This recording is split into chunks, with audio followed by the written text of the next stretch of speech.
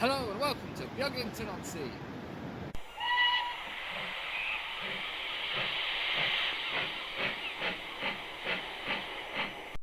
Hello and welcome to Beaglington-On-Sea. Lorla PÁDRAIG Sunny DUIT, or Happy St. Patrick's Day to you in English. So yes, banners up, flags are up. Happy St. Patrick's Day to you.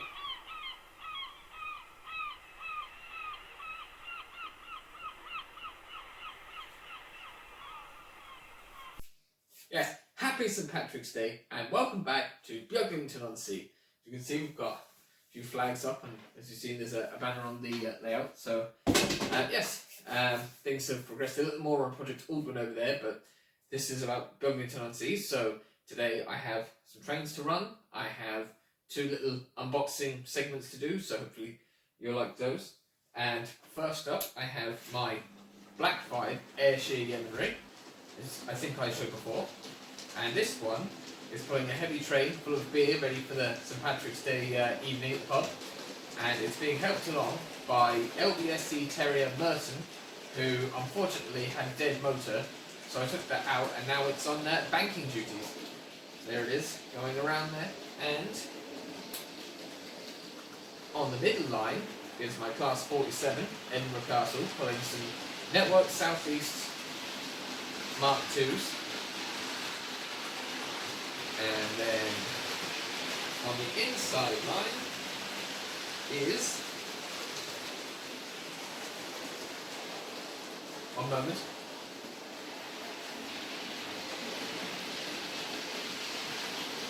my LMER J15, and it is pulling a wagon that I built myself from a Dapol kit, the Sam's Trains Christmas wagon with Trevor in it, and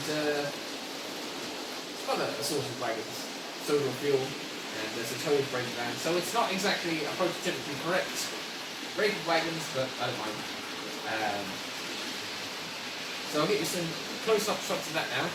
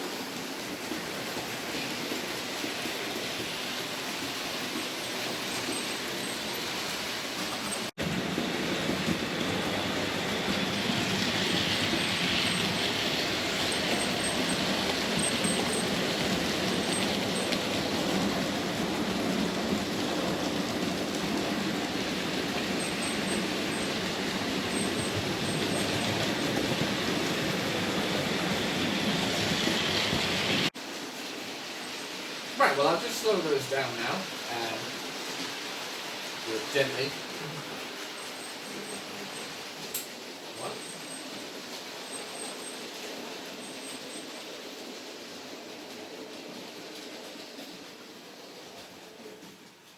Two. And here comes the most important train with its very important load for today. Now, time to get on with the first unboxing. Hello and welcome back to another unboxing of sorts. So this is something that I actually ordered for Christmas that turned up very, very late, and it's from Hattons, but you see all the post has been backed up for so long. And if you can guess what it is from the through the bubble wrap, it is in fact a triang. I don't know exactly what they call it, freight car, but it's a stock car or something like that. But it's a livestock wagon, I believe, from the Transcontinental range, and it seems to be in really good condition. The ladders are a bit rusted, as you can see over here, but it has got both of them. There's little holes in the end. I don't know if they're something that's missing, and it has both doors, and they both slide, and it was very cheap. So I'm hoping that that's not going to be a sign that it doesn't run very well. And this is the first time I've had it out, so it's a bit stiff. And this is a second radius curve, so it's not ridiculously tight, and it has got quite small bogies, which should be all right. But you see, because it's got open axle boxes and the old split axle design, they're on like a metal axle that runs through. They can be a bit stiff, but they don't look too dirty inside the axle boxes. They could just need maybe a bit of a clean and a little bit of oil or something in there. And the axles could do with running in to kind of free them up, I suppose, as well. The plastic parts. Sometimes they seize together from the rust inside the tube that they have inside them that allows the metal rod to pass through, and they can stick together too tightly, and then they won't go through the track, the points and stuff, because their gauging is then out. They can't adjust because trying track was so chunky, I guess, and things weren't necessarily as accurate as they could be with their design. So the two halves of the axle would be able to move apart on the metal axle rod, and that would allow it to get through less than perfect track work. So I have to get this onto Beaglington, maybe stick it behind my 4F or some heavy trying engine or something with traction tyres to be able to pull it. But yes, it's a very nice thing. It's got the Trying Railways logo up there. And yeah, just really happy with that. It's in a good condition. Although actually I could do with dusting out the inside, or maybe it's more realistic to have all that dust in there. But I don't know, maybe take a toothbrush to it, just give it a quick rub up and down before I stick it on the layout. Yeah, so there's my new Trying Transcontinental stock car, and I'd like to get more of the stuff like this, but I don't think I'd go out and get a second-hand Hiawatha locomotive, because I just don't think that they would run too well on my layout. So who knows, maybe if Hornby do another one of their Trying anniversary things, they'll bring out something nice, but I can't see them, considering that they replaced the match truck with the conflat in the Crash set. I don't think they'll be producing anything like this anytime soon, sadly. I suppose you could go to one of the other manufacturers that make things like this, but I like the original Trying ones. Like, they're very cool. I'll have to get a caboose. They do a caboose as well. I did have one in the past, but I sold it. And I used to have some cut about Transcontinental stuff that someone had done up into a circus train. So I think this will probably become part of my circus train as well. So yeah, I'll get it onto the layout now. Maybe I'll put it into a circus train on the layout, and then you'll see how it looks like that. as you can see, the new, well, I say new, Triang stock car is down on the line. I've chosen some suitable Triang motive power to give it a bit of a pull.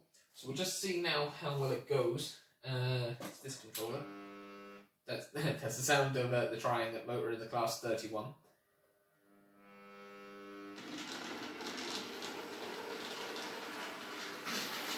Yep.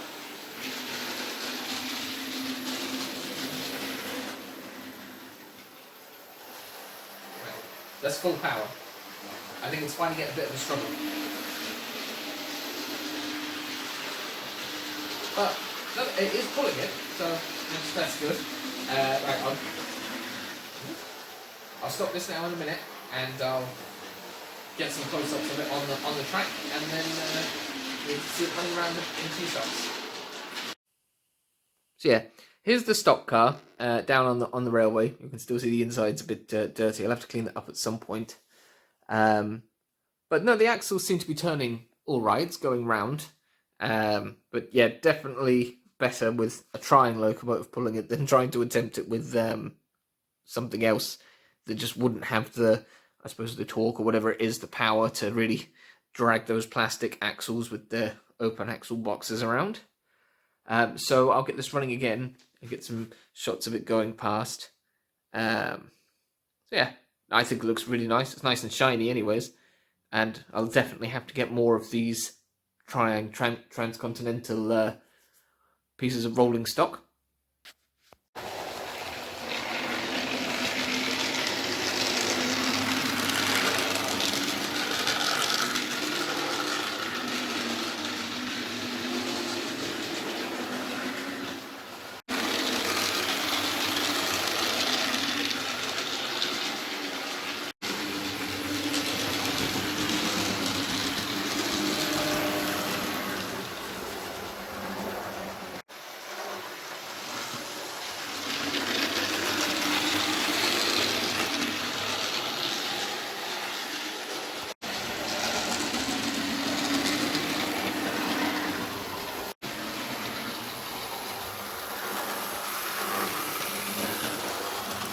It's wobbling a bit though, isn't it?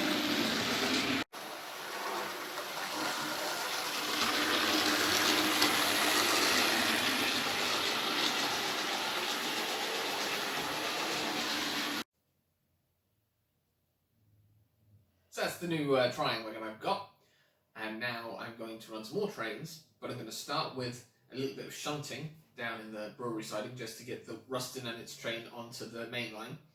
So I'll just take the camera down now and we can get on with that. Right, here we are at the brewery sidings, ready to get the Ruston's train coupled up and headed out to the main line. So, comes the Ruston away from the loading bay. Of course, it's stored on the points because I've used old points with large plastic frogs for the sidings, because it's what I had at the time. That shows you what happens if you are in too much of a rush, but you know, was it pandemic on? We've lost a wagon there. There we go. My hands on this shunting. Turn that way. And then, excuse my arm. Now, see the wagons are slowly coming through. Or they would be, if the Ruston would get its act together.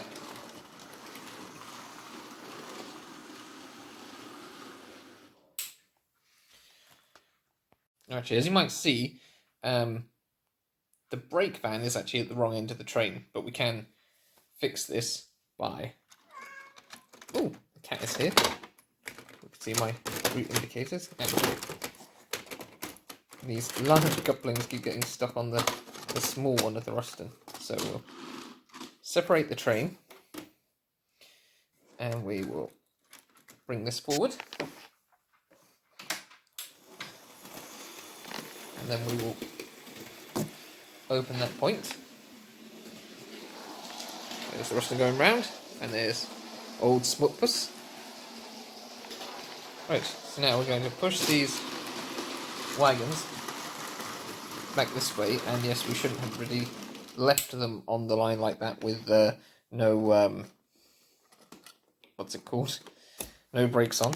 So that's uncoupled. And drive back here. Pull forward again. This time we leave the brake van behind. There we go. Off again.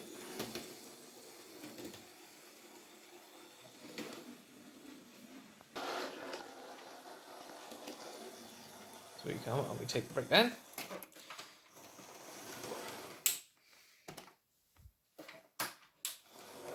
I'll have to try and speed up this sequence a bit. There we go. It's now on the right end of the train, for the direction we want to be going in.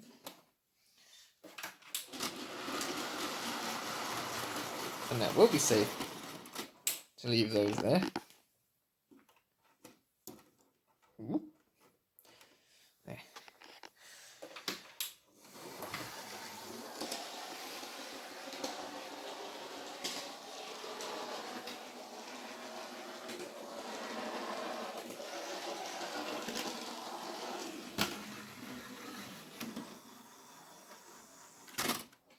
And now we can get going with the rest of it. Well, shunting. Sometimes it's just more trouble than it's worth, isn't it? But now it's time to get on with the next set of locomotives, and the first train is hauled by Lima Class 40 40140. So I'll just bring it through.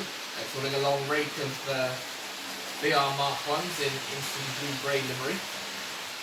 You see all the people coming to the St Patrick's Day parade, and then obviously on the inside line, as we've already shown, that wagon's up, is the Ruston with its brewery train, ready to deliver more beer. And then on this line is my Lion Works Collieries D-Tank with 3 wagons, and then as it's St Patrick's Day, I've got the 2 items of Irish rolling stock that I own, because I can't afford them more. My Wexford Pierce Foundry limited edition Dapol open wagon, and someone's scratch built, it's like an Irish postal coach. So it's a little 4-wheel coach in CIE black and orange livery. And then my Shark brake van at the end, because I thought the colour matched the locomotive nicely. So off they go now. Ready for a spin. Except we left the Shark behind, as you do. And I bet now one couple up with it. I'll go around and couple that up. It's difficult. Just can't. Now, you stay coupled. Oh. Going to be squashed around here now.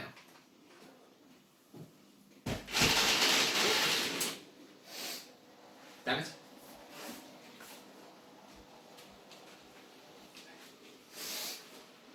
Let's just cut to the next unboxing. So, welcome back to my desk. Now it's time to do another little bit of unboxing.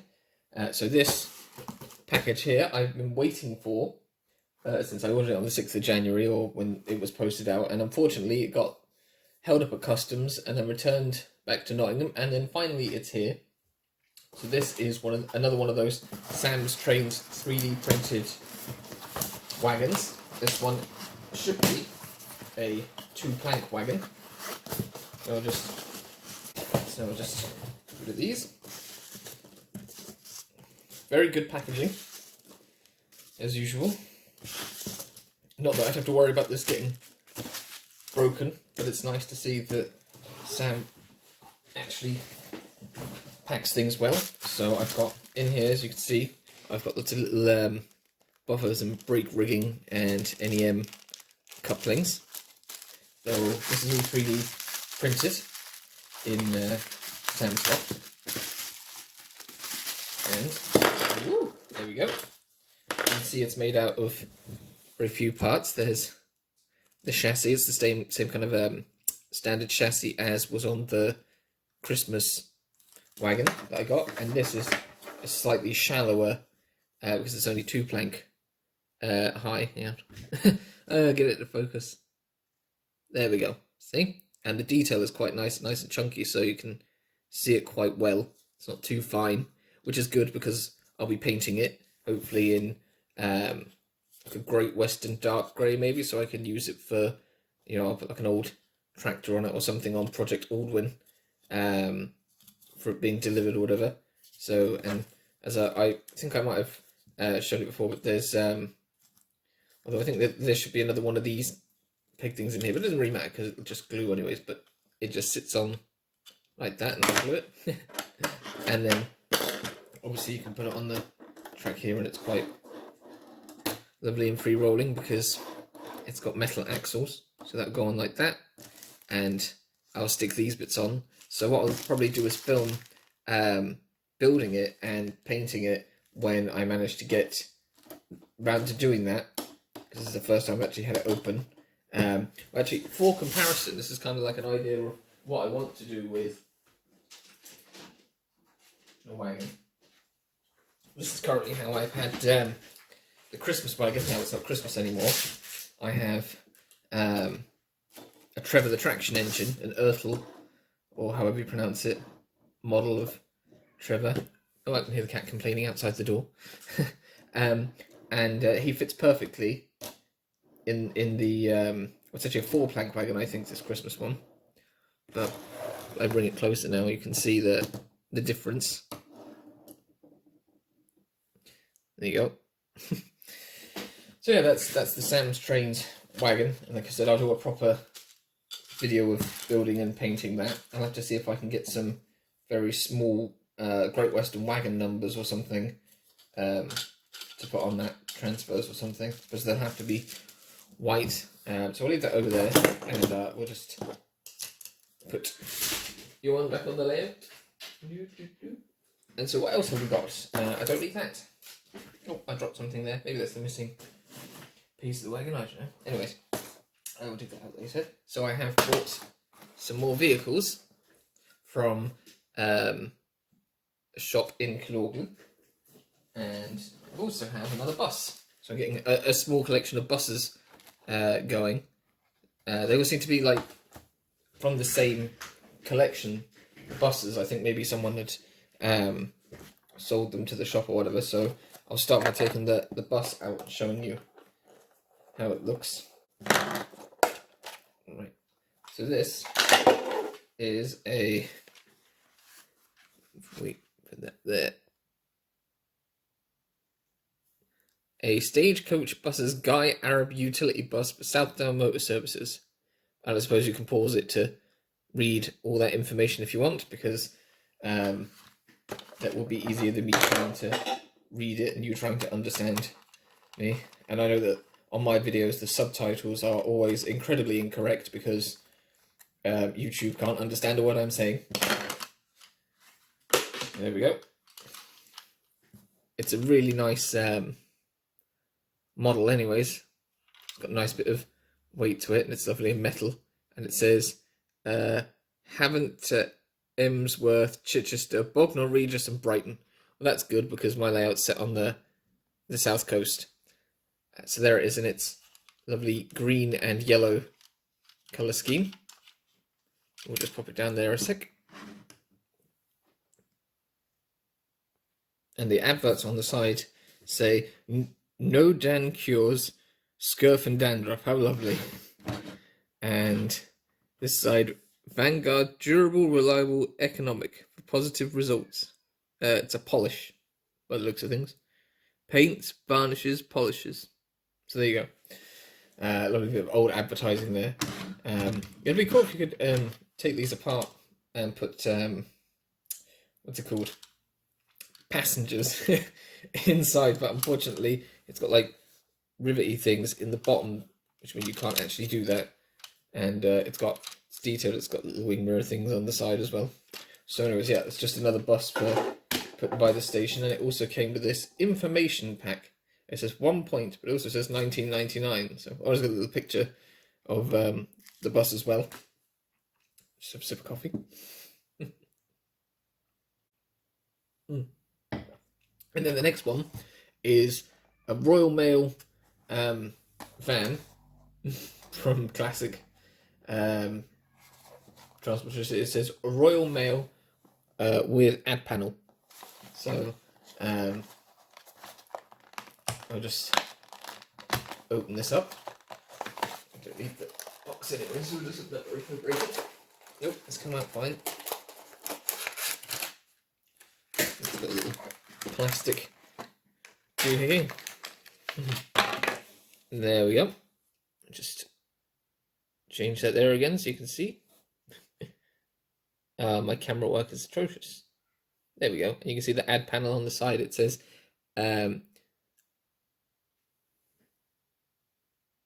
it'll pay it'll pay you to be a postman. Phone LPR 3 2, is it? I can't see from here. And then there's like a bunch of crowns at the bottom. And in the little black thing it says Post Office County Office, I think, in that little black bit just here. And then it's also got an advertising board on the other side. But that's really nice because I've been using my Ertl Tom Tipper post van from Thomas the Tank Engine on my layout to be my post van at the moment, but it's a bit overscale. And this actually is more or less exactly the same vehicle, which I don't actually know where my post van's gone. I can't see it on the railway at the moment, so I must have put it away for now. But yeah, I'll have to put them side by side on the layout at some point and show you the size difference, but it's quite big. So that's a nice little vehicle. It's quite small, like my my milk float that I have. Everything's blurry now. And then this one is an Oxford die-cast. I don't know what it is. It's an ivory Riley Kestrel, whatever that means. Ivory is the colour. Riley Kestrel must be the car. That one's screwed in as well. So I'll just have a quick thingy there. Right. There we are. That is the Kestrel. I think it said it was called. There does seem to be a rather large gap where the body is supposed to meet the wheel arches. Whether that's prototypical or not, I highly doubt, but you can see it's got the license plate and it's got the brake lights on the back, and the front grille is there. So that's a fairly, simple car that can just be parked outside the pub, or maybe antiques road trippers passing through. So I've just got these now. I'll just put this back into focus. So yeah, I have my new vehicles, and I have my wagon to build, so that'll keep me busy. Yeah, that's just it for this little unboxing section. Here's that lovely green bus. I'm going to just come around this way so we can see the side of it better. There you go, it's a lovely looking thing anyways.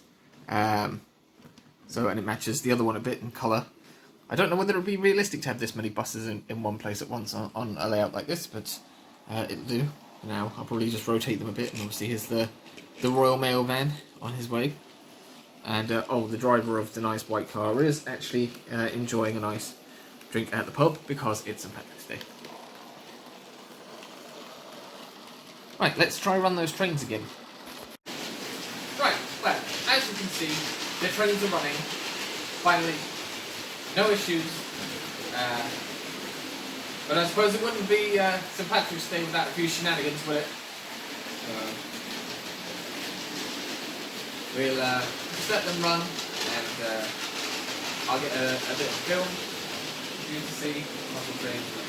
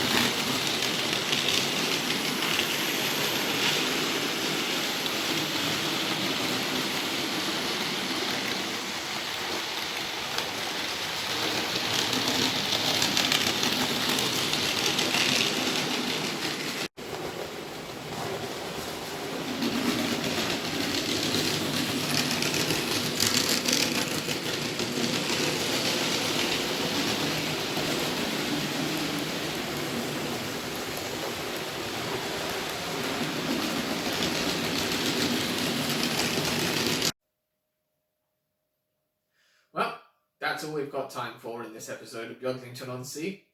I'd just like to say a huge thank you to all my subscribers and the people who come back to watch my videos. Don't forget that you can like, share and subscribe with my videos on my channel. So hopefully I'll have another video of Project Auburn up soon when I have some grass work done on that, and I'll have another episode of Beaglington-On-Sea uploaded in April. So, Gorum Agat, that's how the Irish say thank you. Come on, Smush. You making a guest appearance? Please don't scratch anything. Well, anyways, happy St. Patrick's Day and sláinte. See you on the next one.